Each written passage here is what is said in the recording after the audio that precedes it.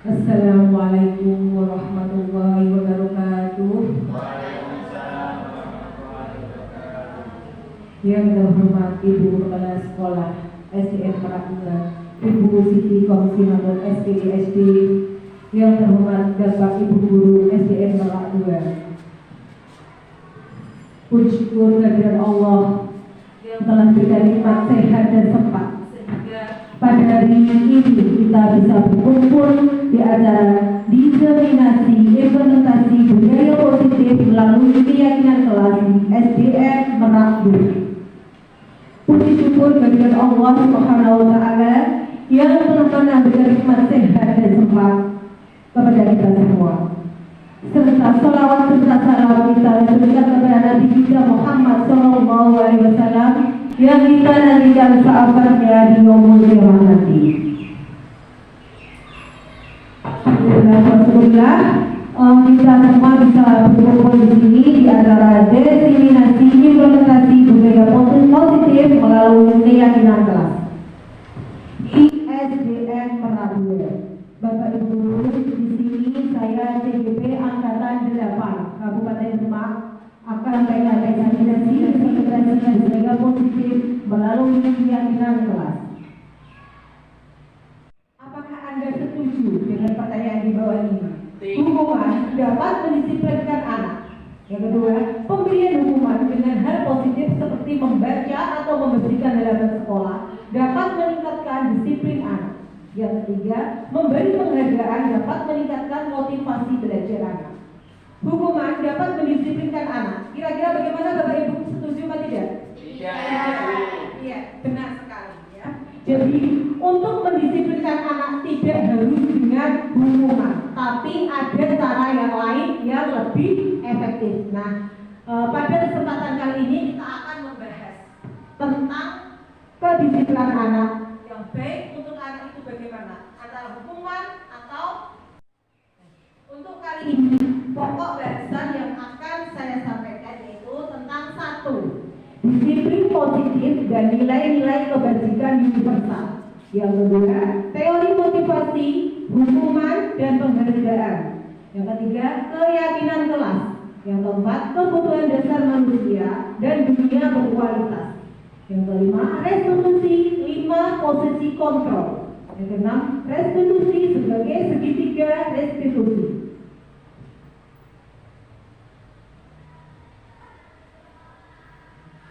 Bapak Ibu yang terhormati, tentang kontrol diri. Bayangkan, seumpama Bapak Ibu Guru mempunyai sesuatu yang ada di genggaman kalian, sesuatu yang sangat berharga dalam hidup Bapak Ibu Guru. Nah, ini apabila ada teman ya yang ingin meminta benda tersebut dengan bujukan, rayuan, hadiah ataupun sogokan ya, kira-kira apakah Bapak Ibu Guru akan melepaskan genggaman itu? Ibu Siti, bagaimana pendapat kamu di sini? Apakah kira-kira akan melepaskan genggaman yang berharga dalam hidup kamu? Apa kamu ingin melepaskan? Tidak. Ya, bagus ya. Tidak, ya, jawabannya tidak. Karena apa? Karena sesuatu yang berharga tidak mungkin begitu saja kita melepaskan. Ya, kita harus menenangkan diri. Ya, sebagai kontrol diri, kita mempunyai kontrol diri. Andaikan saya di Pemaksaan ada pada saat bujukan gagal. Teori kontrol, kolaborasi, dan konsensus menciptakan pilihan-pilihan baru. Model berpikir menang kalah. Model berpikir menang-menang. Jadi tidak perlu ada pemaksaan atau suatu bujukan, tetapi segala sesuatu itu bisa dikolaborasikan, baik kepada murid maupun rekan-rekan. Baik, Bapak Ibu, untuk selanjutnya teori kontrol. Ilusi guru mengontrol murid. Ilusi bahwa kritik dan membuat orang merasa bersalah dapat menguatkan karakter. Ilusi bahwa semua penguatan positif, efektif, dan bermanfaat. Ilusi bahwa orang-orang dewasa berhak untuk memaksa. Jadi ilusi kita mengontrol murid, mengontrol orang lain adalah ilusi. Karena apa? Setiap orang, murid, Bapak Ibu guru semua pasti memiliki kontrol, posisi kontrol tersendiri. Jadi tidak mungkin atau ilusi kalau kita dapat mengontrol anak. Karena anak memiliki kontrol diri tersendiri, atau Bapak Ibu guru bisa memiliki kontrol sendiri. Jadi semua ini adalah ilusi, tidak bisa. Setiap orang memiliki posisi kontrol masing-masing dan tidak bisa diatur oleh seseorang, baik itu Bapak Ibu guru.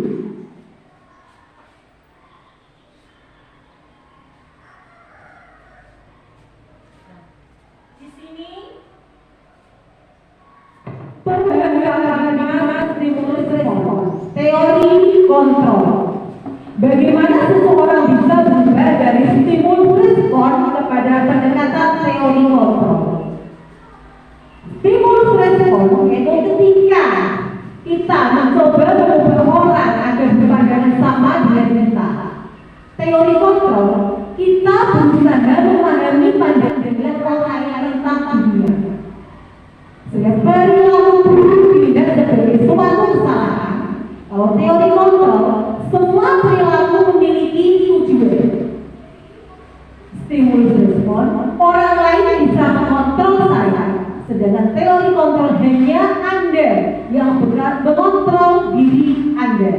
Yang mengontrol diri kita sendiri adalah diri kita, bukan orang lain. Saya bisa mengontrol orang lain. Teori kontrol, Anda tidak bisa mengontrol orang lain. Stimulus respon, pemaksaan ada pada saat bujukan gagal. Teori kontrol, kolaborasi, dan konsensus menciptakan pilihan-pilihan baru. Model berpikir menang kalah. Model berpikir menang-menang. Jadi tidak perlu ada pemaksaan atau suatu bujukan, tetapi segala sesuatu itu bisa dikolaborasikan, baik kepada murid maupun rekan-rekan guru yang ada di SDN Merak. Tidak harus bujukan, ya, tetapi kita bisa berkolaborasi untuk menciptakan pendidikan di Merak itu lebih baik dan lebih maju lagi. Oke, selanjutnya disiplin, ya. Kita pasti tahu disiplin itu apa, ya. Nah, di sini ada Ki Hajar Dewantara menyatakan bahwa di mana ada kemerdekaan, disitulah harus ada disiplin yang kuat. Sungguh pun disiplin itu bersifat self-disiplin, yaitu kita sendiri yang mewajibkan kita dengan sekeras-kerasnya. Tetapi itu sama saja, sebab jikalau kita tidak cakap melakukan self-disiplin, wajiblah penguasa lain mendisiplinkan diri kita. Dan peraturan demikian itulah harus ada dalam suasana yang merdeka, ya. Jadi merdeka itu harus ada disiplin yang kuat, ya. Disiplin bisa dimulai dalam diri kita. Disiplin bisa diterapkan di kelas. Disiplin kita terapkan di sekolah. Jadi semuanya harus ada Baik, Bapak Ibu Guru, selanjutnya apa makna disiplin? Nah, di sini makna disiplin berasal dari bahasa Latin atau disiplin yang artinya belajar. Makna asal dari kata ini berkonotasi dengan disiplin dari diri murid-murid Socrates dan Plato. Dari pendapat Socrates dan Plato. Disiplin diri membuat orang menggali potensinya menuju sebuah tujuan apa yang dia hargai. Namun dalam budaya kita, makna kata disiplin telah berubah menjadi sesuatu yang dilakukan seseorang pada orang lain untuk mendapatkan kepatuhan. Kecenderungan umum adalah menghubungkan kata disiplin dengan ketidaknyamanan, bukan dengan apa yang kita hargai atau pencapaian suatu tujuan yang mulia. Baik, kita lanjutkan. Merdeka. Ya. Bapak Ibu tentunya tahu ya tentang apa itu merdeka. Nah, menurut Ki Hajar Dewantara, merdeka itu artinya tidak hanya terlepas dari perintah, akan tetapi juga cakap buat memerintah diri sendiri. Jadi Bapak Ibu guru itu tidak hanya memerintahkan pada murid, tapi juga harus bisa memerintah diri sendiri untuk menjadi seorang guru yang baik, yang bisa menjadi tauladan bagi siswa dan siswinya.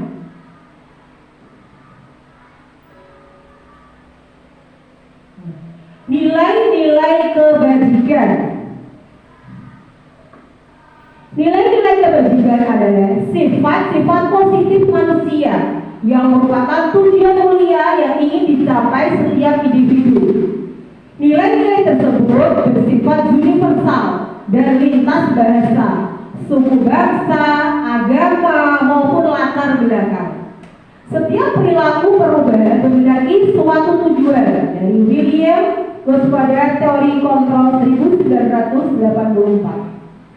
Dengan mengaitkan nilai-nilai kebajikan yang diyakini seorang, maka motivasi intrinsiknya akan terbangun sehingga menggerakkan motivasi diri dalam untuk dapat mencapai tujuan yang mulia yang diinginkan. Yaitu Gosen 1998.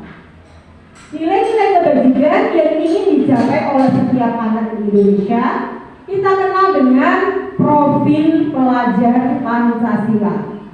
Ya. Profil pelajar Pancasila. Apa saja Bapak Ibu kita bisa bacakan bersama? Yaitu yang pertama, beriman, bertakwa kepada Tuhan yang Maha Esa dan berakhlak mulia. Yang kedua, mandiri. Yang ketiga, bernalar kritis. Yang keempat, berkebinekaan global. Yang kelima, gotong royong. Yang keenam, kreatif. Ya, itu adalah profil pelajar Pancasila. Ya. Kita nyanyikan dulu ya. Ini biasanya saya menyanyikan lagu ini di setiap pagi untuk mengingatkan anak-anak tentang profil pelajar Pancasila yang harus diterapkan. Ya, kita nyanyi dulu ya. Pelajar Pancasila beriman dan bertakwa pada Tuhan Yang Esa dan berakhlak mulia, berkebinekaan global, gotong royong mandiri, kreatif dan bernalar kritis. Ya. Pelajar Pancasila beriman dan bertakwa pada Tuhan Yang Esa dan berakhlak mulia, berkebinekaan global, gotong royong mandiri, kreatif dan bernalar kritis. Jadi ini ibu-ibu, bapak ibu guru semua bisa menerapkan ini juga, bisa dinyanyikan sebelum pembelajaran dimulai biar apa? Biar tertanam, ya, tertanam dalam diri profil pelajar Pancasila. Ya, kenapa layannya kok 3 huruf? Karena disesuaikan dengan nada. Ya, ini tadi ya, seperti tadi bahwa setiap pagi saya menyanyikan lagu profil pelajar Pancasila supaya anak-anak bisa menerapkan, ingat terus, oh iya ini loh, saya harus menerapkan profil pelajar Pancasila. Gitu.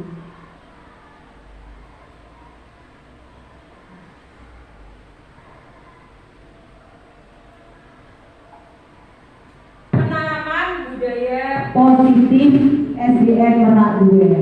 Nah, seperti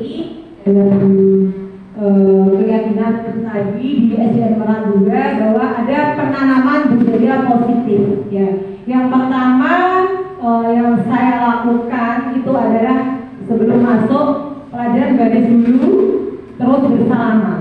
Ya, yang kedua saya melakukan sholat duha sebelum pembelajaran dimulai, yaitu jam 7, ya, karena pembelajaran efektifnya itu setengah 8, ya. Selanjutnya setelah duha saya adakan baca doa Asmaul Husna, ya. Jadi pas setengah 8 kita bisa mulai pelajaran.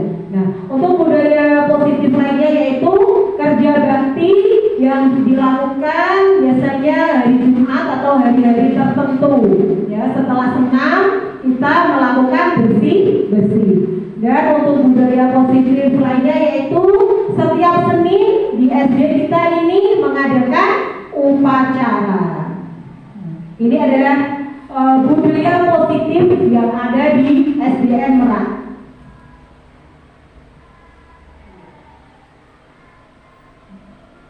Sekarang kita tentang teori motivasi perilaku manusia.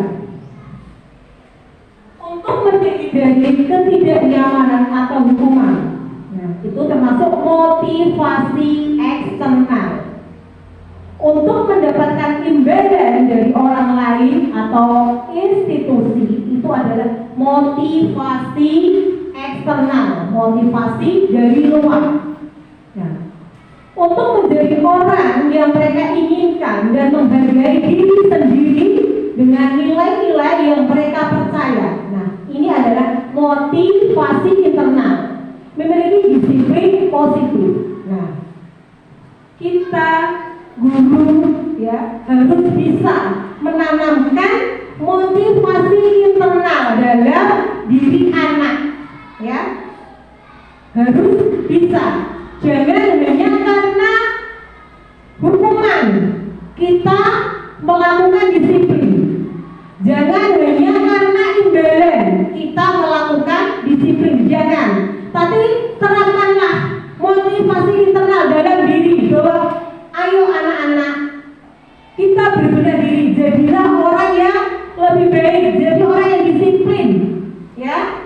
Biar termotivasi dalam dirinya untuk melakukan disiplin. Nah, jadi tidak harus dengan imbalan atau karena hukuman, tapi kita harus menanamkan disiplin itu dari dalam diri kita, dari anak-anak kita, supaya menjadi anak-anak yang lebih baik, anak yang positif, bisa mewujudkan motivasi internal dalam diri anak-anak kita, khususnya di SDN Merak 2 bisa menjadi sekolah yang lebih baik lagi, lebih maju. Oke, kita lanjutkan.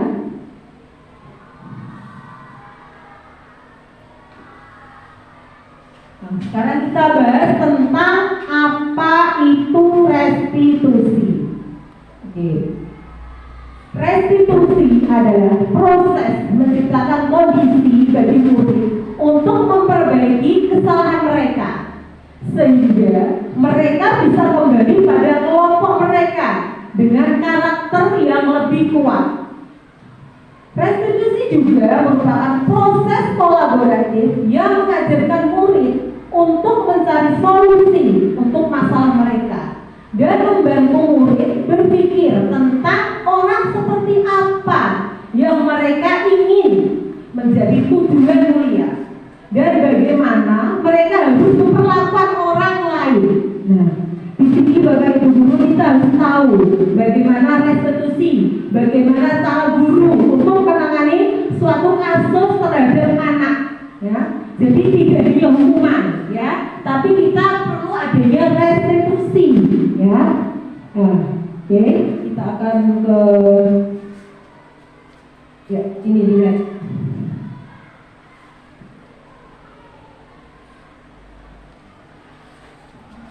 Di sini identitas gagal, yaitu hukuman. Ya, di sini hukuman itu termasuk adalah identitas gagal. Jadi jangan dengan hukuman, tapi harus ada cara lain, yaitu dengan restitusi. Ya. Terus dari sini ada identitas sukses, itu yang pertama adalah konsekuensi dan restitusi. Kalau hukuman adalah identitas gagal dari seorang guru. Ya, ada cara lain yaitu dengan konsekuensi dan restitusi. Menurut Alfikon, tulisan dari awal 1993, wawancara SD, Annual Report Maret 1995, mengemukakan baik penghargaan maupun hukuman adalah cara-cara mengontrol perilaku seseorang yang menghancurkan potensi untuk pembelajaran yang sesungguhnya. Menurut Kahn, secara ideal, tindakan belajar itu sendiri adalah penghargaan sesungguhnya.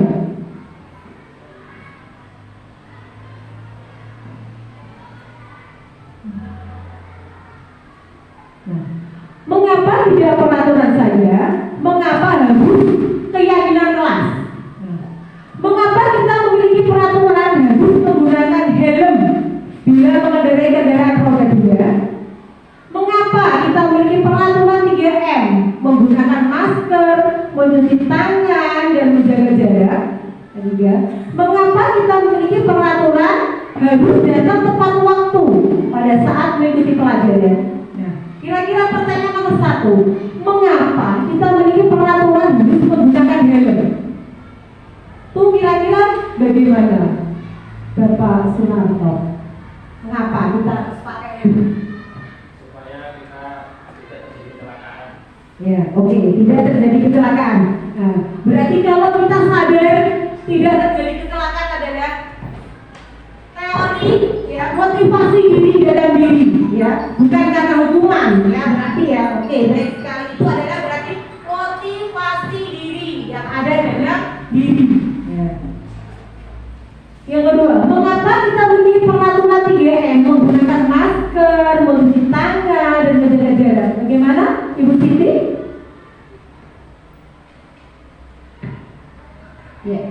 Ya, oke ya. Terima kasih Ibu Siti. Yaitu untuk melindungi diri supaya tidak terkena virus. Baik itu adalah termasuk motivasi diri yang ada dalam diri. Ya, ini. Nah, untuk mendukung motivasi intrinsik atau dari dalam, kembali ke nilai-nilai keyakinan lebih menggerakkan seseorang dibandingkan mengikuti serangkaian peraturan.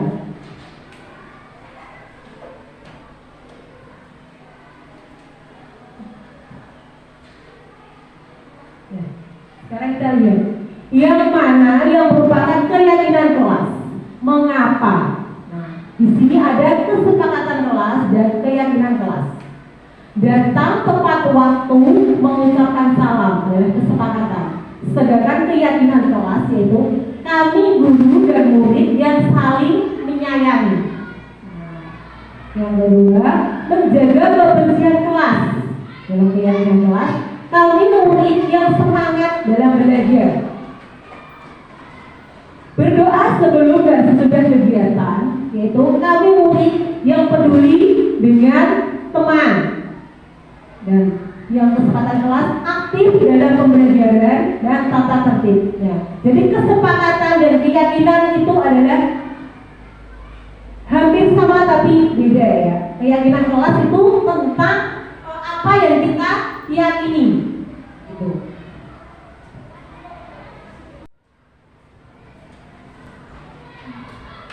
Nah, di sini adalah pembuatan kesepakatan kelas. Dan di sini dalam kelas 5 saya mengatakan kesepakatan kelas.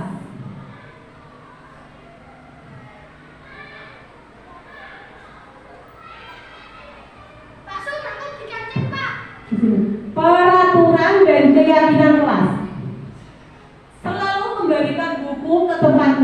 keyakinan kelas, tanggung jawab. Dilarang mengganggu orang lain. Dalam keyakinan kelas, menghormati orang lain. Kalau keyakinan kelas itu bahasanya lebih halus. Peraturan hadir di sekolah 15 menit sebelum pembelajaran dimulai, yaitu menghormati orang lain, berkomitmen. Peraturan dilarang melakukan kekerasan.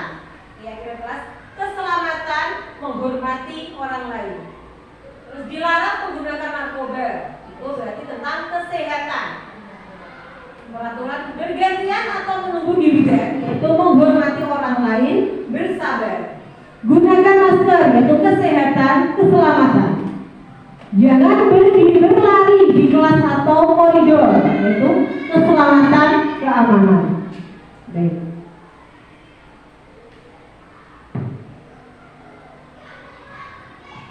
Nah, di sini ada. Dihukum adalah penghargaan, dihukum oleh penghargaan. Penghargaan menurunkan kualitas. Penghargaan mematikan kreativitas.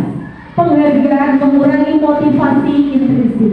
Jadi, Bapak Ibu guru jangan karena penghargaan, ya.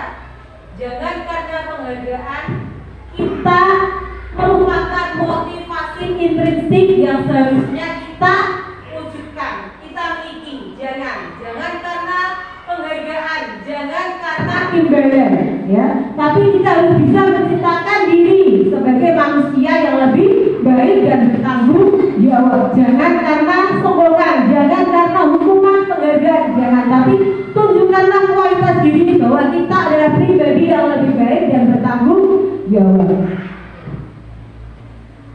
Selanjutnya, tindakan guru, hukuman atau konsekuensi. Mencatat 100 kali di dalam buku kalimat saya tidak akan terlambat lagi karena terlambat ke sekolah. Itu adalah termasuk hukuman. Lari mengelilingi lapangan basket 2 kali itu termasuk hukuman. Murid diminta push up 15 kali itu termasuk hukuman. Mengganti kertas tugas teman yang telah dicoret-coret itu adalah konsekuensi. Jadi antara hukuman dan konsekuensi itu berbeda. Jadi lebih ke positif ke konsekuensi. Jangan pakai hukuman. Membersihkan tumpahan air di meja tulis karena tersenggol itu termasuk konsekuensi. Murid disuruh untuk mengenakan sepatu seharian di sekolah karena tidak mengenakan sepatu hitam. Itu termasuk hukuman. Hukuman yang perlu dihindari Bapak Ibu guru semua. Jangan lagi. Lari mengelilingi lapangan basket 2 kali karena terlambat 10 menit untuk pelajaran PJOK. Yang ini adalah konsekuensi. Nah, di sini bedanya antara hukuman dan konsekuensi, yaitu hukuman bersifat mendadak. Kalau konsekuensi adalah sebelumnya sudah ada kesepakatan terlebih dahulu. Jadi kalau konsekuensi biasanya itu antara guru dan murid itu sudah ada kesepakatan, yaitu saat melaksanakan keyakinan kelas atau kesepakatan kelas yang pernah atau Bapak Ibu lakukan sebelum pembelajaran dimulai. Biasanya sebelum pembelajaran dimulai kita melakukan peraturan keyakinan kelas atau keyakinan kelas yang akan diikuti atau dilaksanakan sebagai warga sekolah yang ada di kelas masing-masing. Selanjutnya,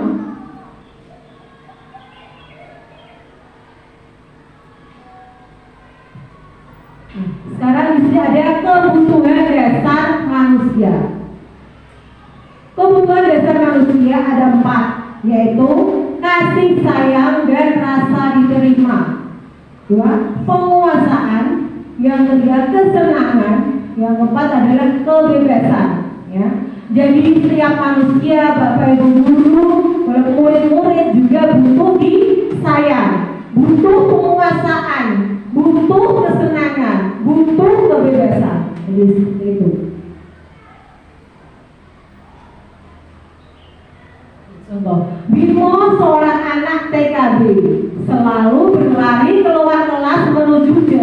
saya di depan sekolahnya yang ramai dengan kendaraan.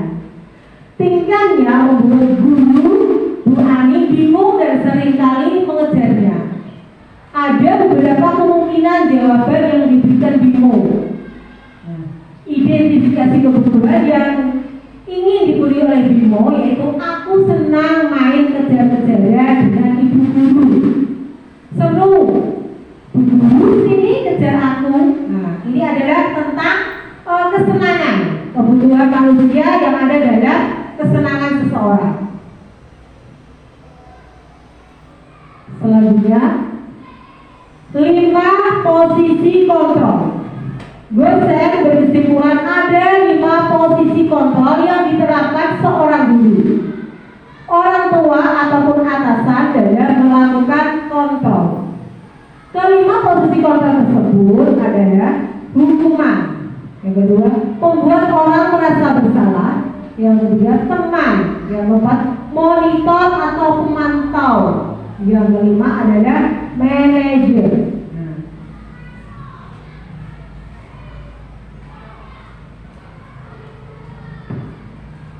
Di sini penghukum.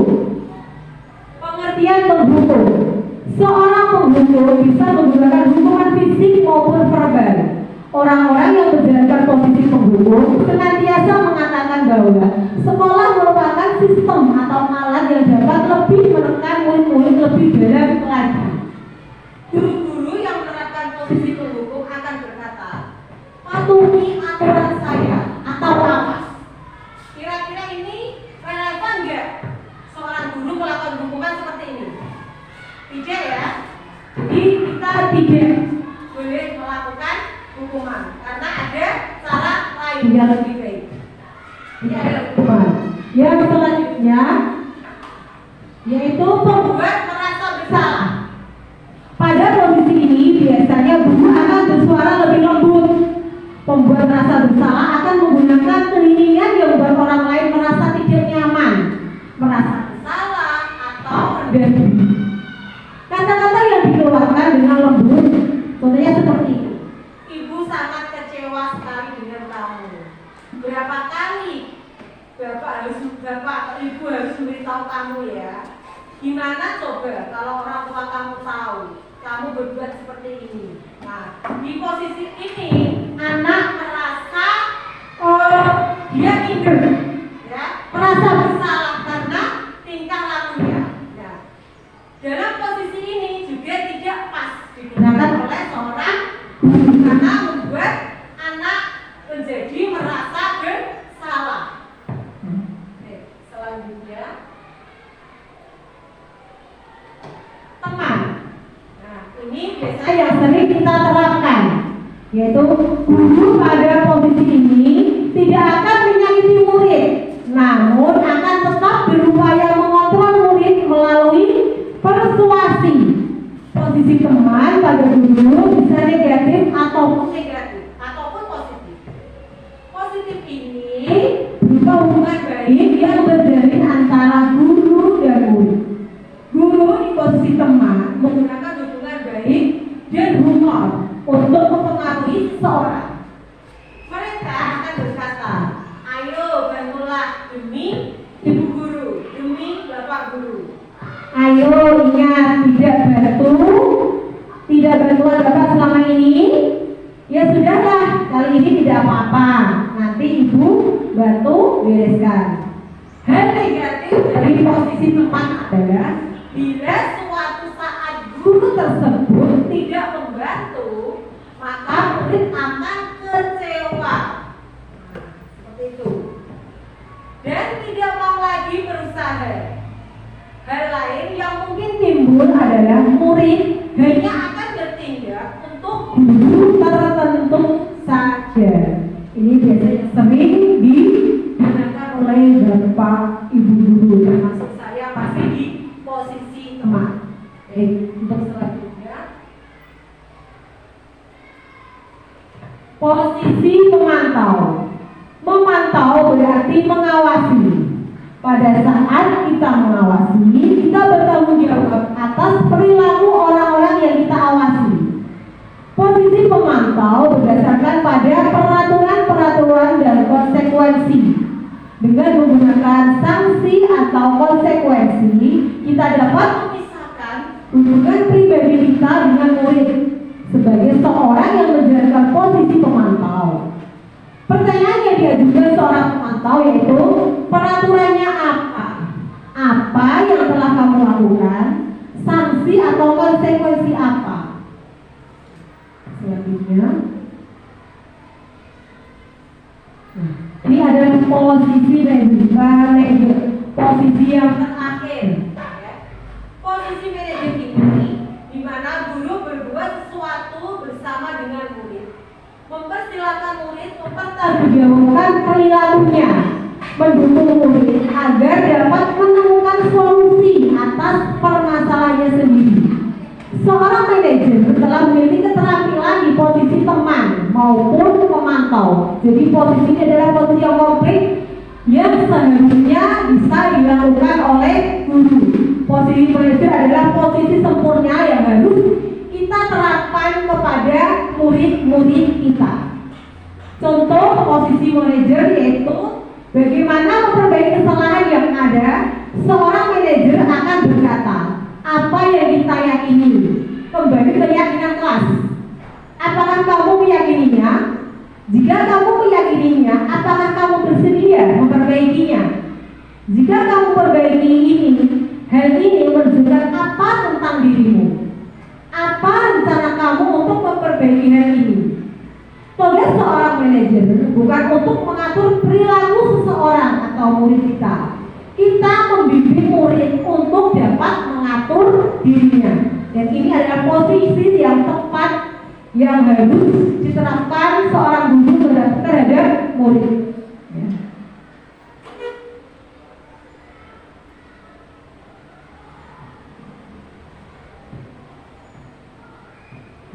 Bisa jadi dalam praktek penerapan disiplin sehari-hari kita akan kembali ke posisi teman atau pemantau. Karena murid yang ditangani belum siap atau diajak berdiskusi atau diundang melakukan restitusi. Namun perlu disadari tujuan akhir dari 5 posisi kontrol seorang guru adalah pencapaian posisi manajer. Jadi kita harus bisa memposisikan diri di posisi manajer.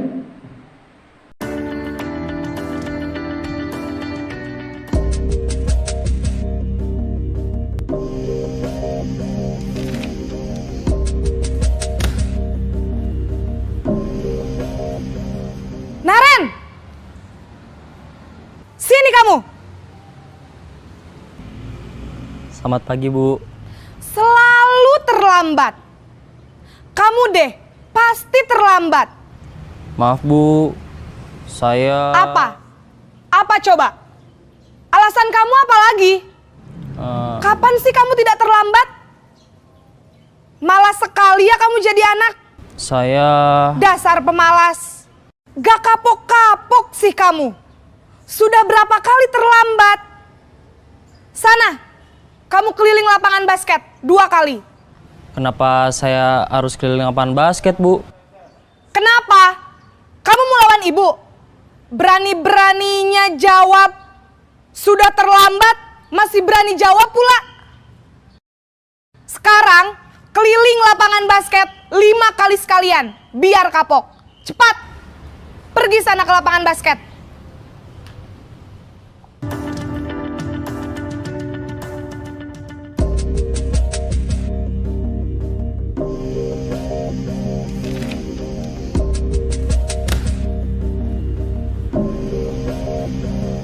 Naren!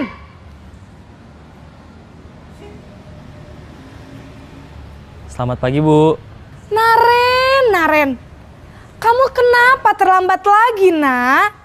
Ya Tuhan, Naren. Kamu senang ya bikin ibu susah ya?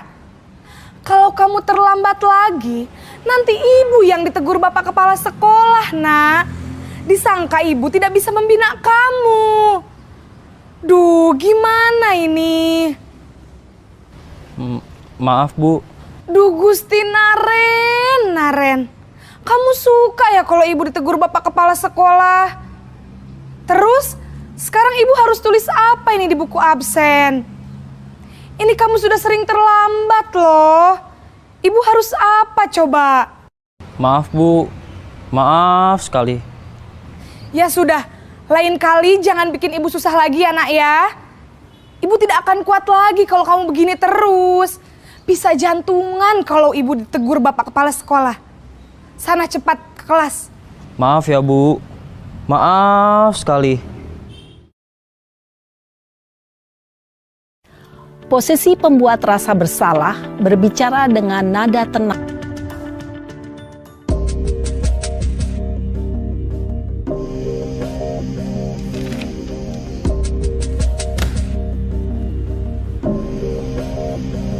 Naren!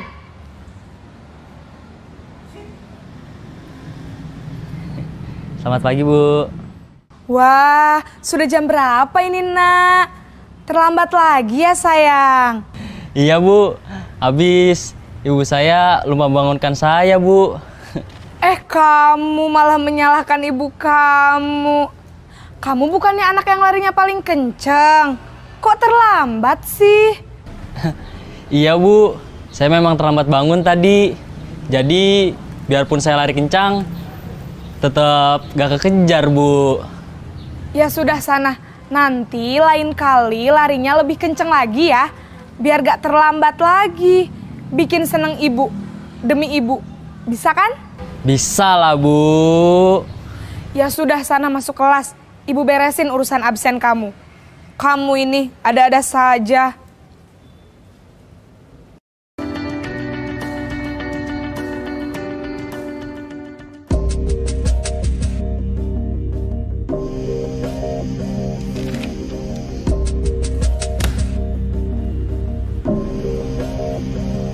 Naren!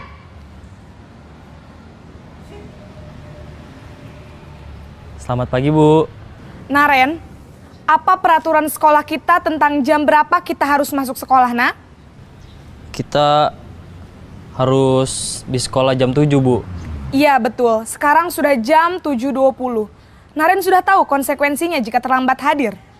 Paham Bu, saya harus tinggal kelas pas jam istirahat selama 20 menit. Iya benar, konsekuensinya demikian. Jadi nanti jam 9.30 pas istirahat, kamu harus tinggal di kelas, kerjakan tugas tambahan untuk ketertinggalan kamu, ya? Baik Bu.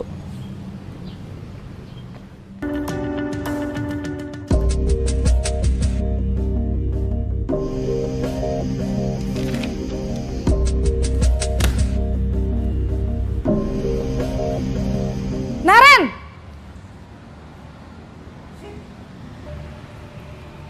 Selamat pagi Bu. Selamat pagi Naren. Maaf Bu, saya terlambat. Iya, sekolah masuknya jam 7, sekarang sudah jam 7.20. Jadi sekarang bagaimana ini Naren? Maaf Bu, saya lupa setel alarm saya semalam. Baiklah, menurut kamu, keyakinan sekolah yang mana yang perlu kamu tingkatkan? Menghargai diri sendiri dan orang lain mungkin ya Bu. Setuju. Jadi, apakah Naren meyakini prinsip saling menghormati tersebut? Iya Bu, saya meyakininya. Apakah Naren bersedia memperbaiki masalah keterlambatan ini? Bersedia Bu. Bagaimana kamu akan perbaiki masalah keterlambatan ini? Saya akan coba untuk tidak lupa menyetel alarm saya Bu. Baik, kalau Naren lupa menyetel alarm di rumah, ada orang yang kira-kira bisa bantu mengingatkan tidak? Ada Bu, kakak saya, Kak Ema. Ada lagi selain Kak Ema? Selain Kak Ema, ada ibu saya.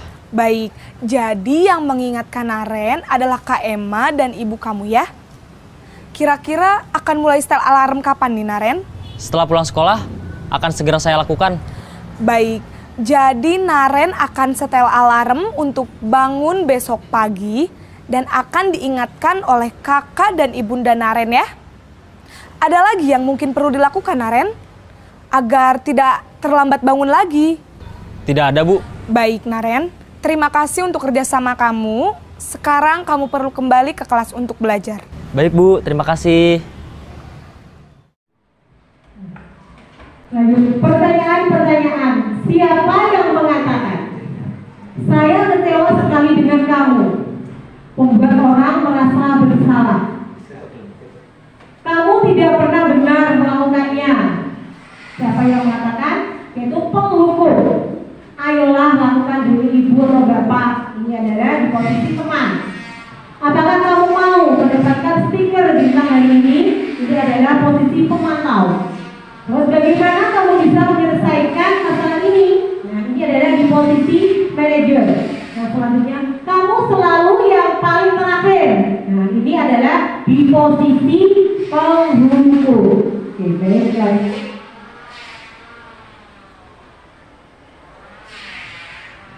Disiplin positif teori kontrol, teori pilihan Dr. William Besser. Nah, di sini ada 5 posisi kontrol. Yang tadi yaitu penghukum, pembuat merasa bersalah, posisi teman atau pemantau, manajer. Nah, sekarang segitiga restitusi, yaitu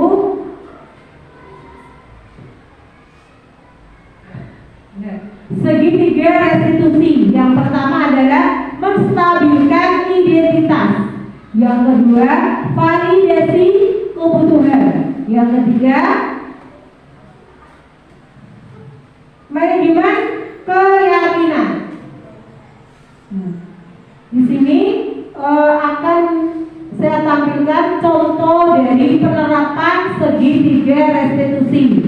Nah, di sini saya melakukan segitiga restitusi kepada salah satu siswa yang membuat kesalahan dalam kelas, yaitu makan di saat jam pelajaran. Nah, kita melakukan segitiga restitusi yang harus kita terapkan terhadap anak-anak yang melanggar tata tertib atau keyakinan kelas yang ada di kelas maupun di sekolah. Jadi harus ada tata cara, yaitu dengan penerapan segitiga restitusi.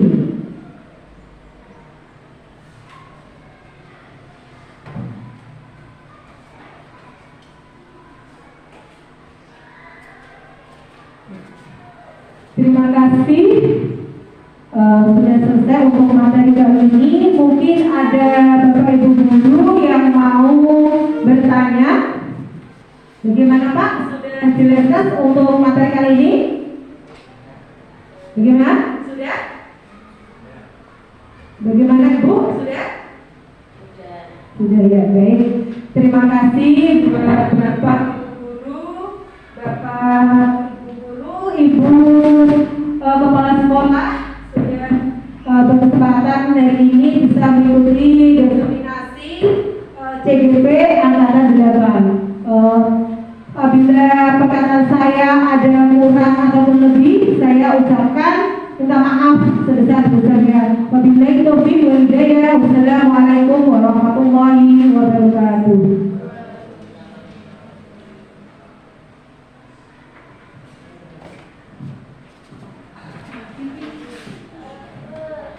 Assalamualaikum warahmatullahi wabarakatuh. Perkenalkan, nama saya Joni Subiantoro. Saya merupakan salah satu guru yang mengajar di SD Negeri Merak 2 Kecamatan Dempet. Saya merasa senang sekali bisa mengikuti kegiatan diseminasi budaya positif yang disampaikan oleh Ibu Jumiati. Banyak sekali manfaatnya yang saya dapatkan setelah mengikuti kegiatan hari ini. Saya jadi tahu tentang disiplin internal restitusi dan posisi diri sebagai manajer. Untuk selanjutnya, insya Allah saya akan menerapkan apa saja yang sudah disampaikan oleh Ibu Jumiati kepada teman-teman yang ada di SD Negeri Merak 2 Kecamatan Dempet. Terima kasih. Selebihnya mohon maaf. Wassalamualaikum warahmatullahi wabarakatuh. Warahmatullahi wabarakatuh. Selamat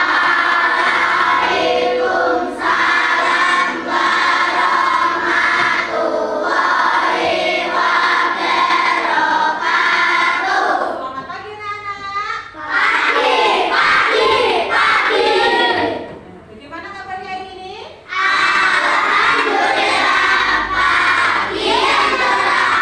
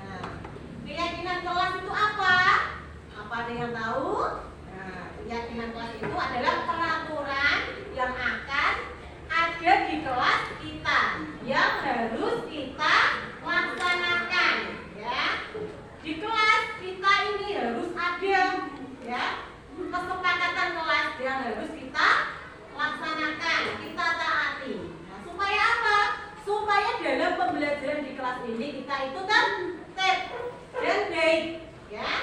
Oke, anak-anak, Bu Guru akan membagikan topik ini. Ya, ini nanti anak-anak tulis satu, ya. Keyakinan kelas apa yang akan kalian tulis? Nah, contohnya keyakinan kelasnya itu tentang disiplin. Nah, mau nggak disiplin di kelas kita ini? Mau. Jujur, mau nggak kita? Mau. Tanggung jawab? Mau. Oke, terus apa lagi kira-kira yang akan kita tulis? Iya, iya, itu ya. Terus menghormati. Contohnya seperti itu. Oke, Bu Guru akan bagikan satu persatu. Kalian tulis di sini, terus ditempel di papan tulis. Oke, sudah mengerti? Oke, saya kasih satu persatu ya.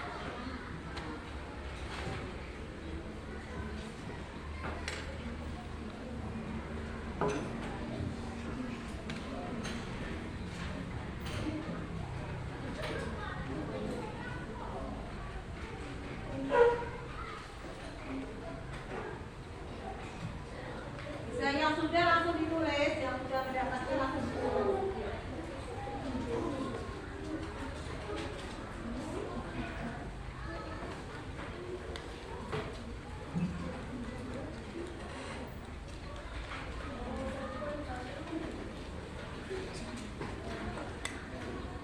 Langsung ditulis ya.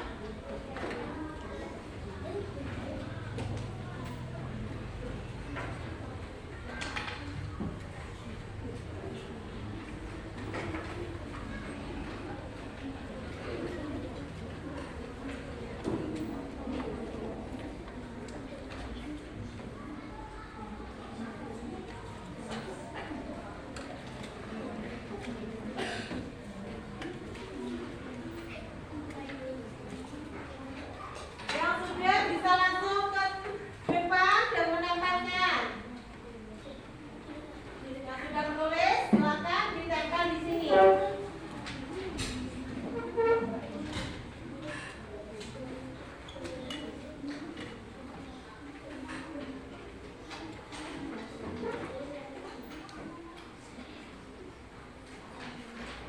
Sudah? Ya, ditulis tadi. Apa aja tadi?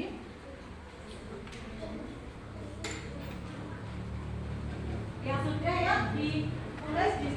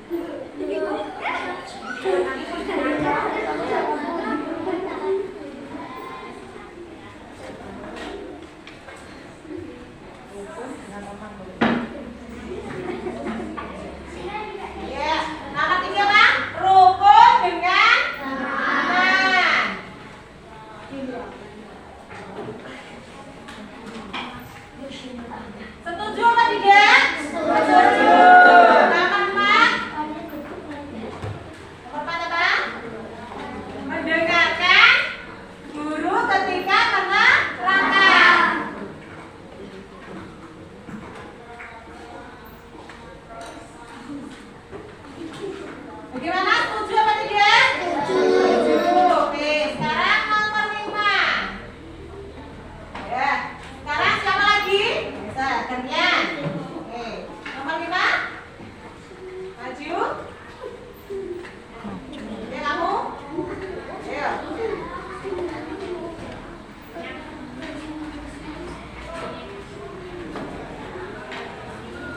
Ayo maju yuk. Nomor 5.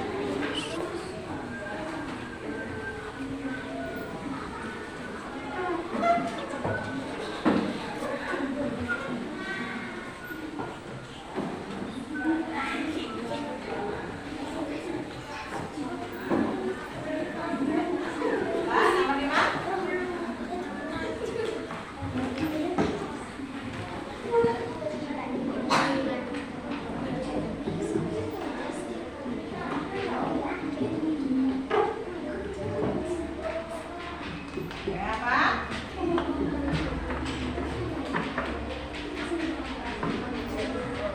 Mana?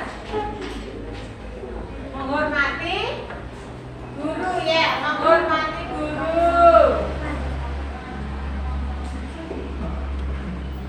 Guru dan teman. Nomor 6.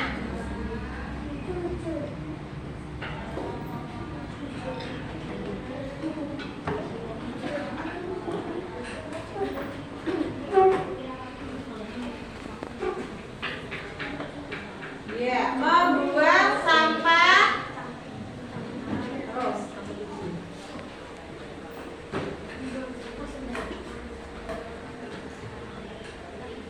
Apa nomor 7? Mengucapkan salam. Ketika masuk dan keluar. Nomor 8.